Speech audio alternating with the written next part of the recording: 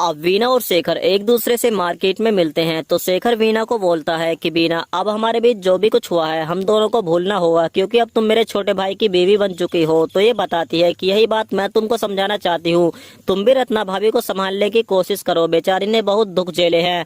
उसके बाद शेखर रत्ना को खुश करने के लिए इसके लिए मार्केट से एक साड़ी और एक महंगी सी रिंग खरीद कर लाता है। तो वीना इन चीजों को लेने से मना कर देती है और बोलती है कि तुमको क्या अभी भी लगता है कि हम दोनों का पति पत्नी का रिश्ता है? ऐसा कभी नहीं हो सकता, क्योंकि ये रिश्ता तो उसी दिन खत्म हो गया था जब तुम सुहागरात पर मुझको छोड़कर भागे थे। अब रत्ना अपने देवर के पास आती है और अपने देवर को अपनी बाहों में भर लेती है। तो विवेक घबरा जाता है और अपनी भाभी को बोलता है कि भाभी जी छोड़ो हमको, अगर यहाँ पर हमको किसी ने देख लिया तो बवाल खड़ा हो जाएगा। अब रत्ना रोने लगती है और बोलती है कि देवर जी तुम्हारी शादी क्या हुई, तुम मुझको भाभी कहने लगे, और उन दोनों का क्या, जब तुम मेरे साथ बिस्तर पर सोया करते थे। तो ये बताता है कि भाभी जी अब हम दोनों से जाने अनजाने में जो भी गलती हुई है उसके लिए मैं माफी चाहता हूँ, क्योंकि अब मेरी शादी हो चुकी है तो तुमको भी अपने आप को संभालने की कोशिश करनी पड़ेगी। उसके बाद दोस्तों इतना बोलकर ये यहाँ से चला जाता है और इनकी बातें रत्ना का पति सुन लेता है। अब शेखर रत्ना को बोलता है कि मेरे जाने के बाद तुमसे जो भी गलती हुई है उसमें तुम्हारी कोई गलती नहीं है, क्योंकि सबसे बड़ी गलती तो मैंने की है, क्योंकि उस रात मैं तुमको छोड़कर भाग गया था। और आज मैं तुमको सारी सच्चाई बताता हूँ, जिस लड़की के लिए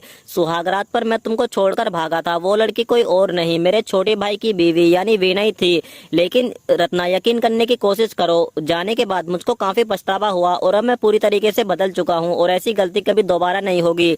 लेकिन फिर भी मैं तुमसे वादा करता हूँ तुम्हारी मर्जी के बिना मैं तुमको छूऊंगा भी नहीं। उसके बाद दोस्तों अब वीना को अपने पति पर तरस आने लगता है और ये फाइनली अपने पति को अपने पति के रूप में स्वीकार कर लेती है और कहानी यहीं पर समाप्त हो जाती है।